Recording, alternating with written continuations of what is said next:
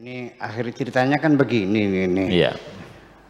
Adik pacarnya seneng juga. Jadi kan kita bercabang sini. Jadi milih kakaknya, milih adiknya nih. Nggak tahu tuh. Adiknya nyerang juga. Masih gantung. Itu cinta bercabang. Mending ada lagi milih anaknya atau ibunya. Nah. Dia pacaran senang sampai sudah jatuh cinta. Nah, ketika dia melamar, ternyata begitu nongol ibunya, cantik jelita, lebih cantik dari anaknya. Aduh, salah pilih. Berarti kenapa nggak ibunya saja gitu? Ibunya berarti janda ini ya? Oh iya, janda ya. Jadi ada semacam itu. Dan kita seringkali, ini hanya sebagai satu simbol saja. Sesungguhnya kita dalam sehari-hari menghadapi peristiwa semacam itu. Ada dua pilihan yang dua-duanya buruk. Mungkin ya kita pilih yang paling sedikit buruknya. Iya. Kalau kedua-duanya sama-sama cantik, ya, yang sedikit lebih cantik. kita ada tawaran pekerjaan saja kan gitu. Ada di apa?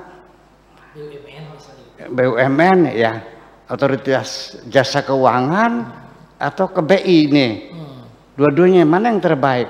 Nah, disitulah makanya kita dalam hidup ini seringkali banyak pilihan dan keduanya adalah menjadi seimbang. Nah, saya harapkan untuk orang yang beriman ketika kita menghadapi kehidupan bimbang semacam itu, mana yang terbaik? Maka cobalah kita bertanya kepada Tuhan kita, ya Allah boleh petunjuk mana yang terbaik untuk diriku ini. Sebab masalahnya ini dari kata istikharah ini. Itu istikharah itu asal katanya khairun, artinya lebih baik. Hadza khairun min hadza, ini lebih baik dari yang ini. Jadi komparatif lah, bukan superlatif ya, tapi juga bisa menjadi superlatif. Hadza khairukum linnas, khairukum ya itu yang terbaik, the best. Tapi juga khair bisa the better, bisa menjadi lebih baik. Nah, dari kata khair itu yaitu kalimatnya terdiri dari kha, ya, dan ra. Diberi tambahan alif, sin, dan ta. Menjadi istakhyara. Kemudian karena istakhyara, kha-nya sukun, ya-nya hidup, kaidahnya harokatnya dipindah. Menjadi istakhaira. Kemudian ya-nya diganti menjadi alif, menjadi istikharah. Istikhara menjadi istikharah, artinya minta petunjuk kepada Allah supaya diberitahukan mana yang lebih baik.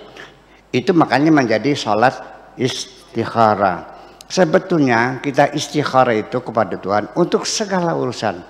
Ya, mau menanam cabai bagus enggak?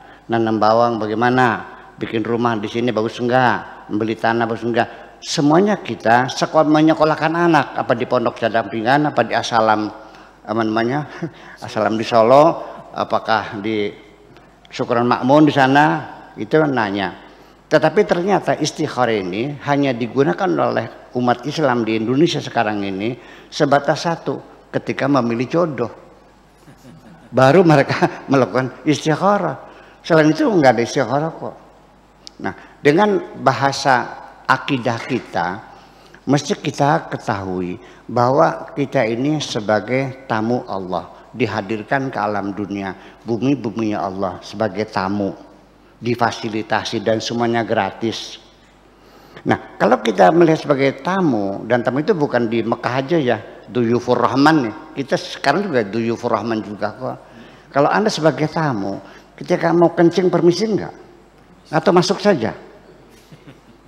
Ketika Anda minta supaya kipasnya dinyalakan, nyalakan langsung atau minta izin kepada majikan belum? Cobalah kita memposisikan diri kita kepada majikan kita itu dalam segala hal. Minta restu dulu kepada Tuhanmu sebagai majikanmu. Jangan hanya milih jodoh saja. Saya yakin ketika engkau sudah memposisikan sebagai tamu yang budiman, hidupmu akan nyaman. Terima kasih, begitu kira-kira.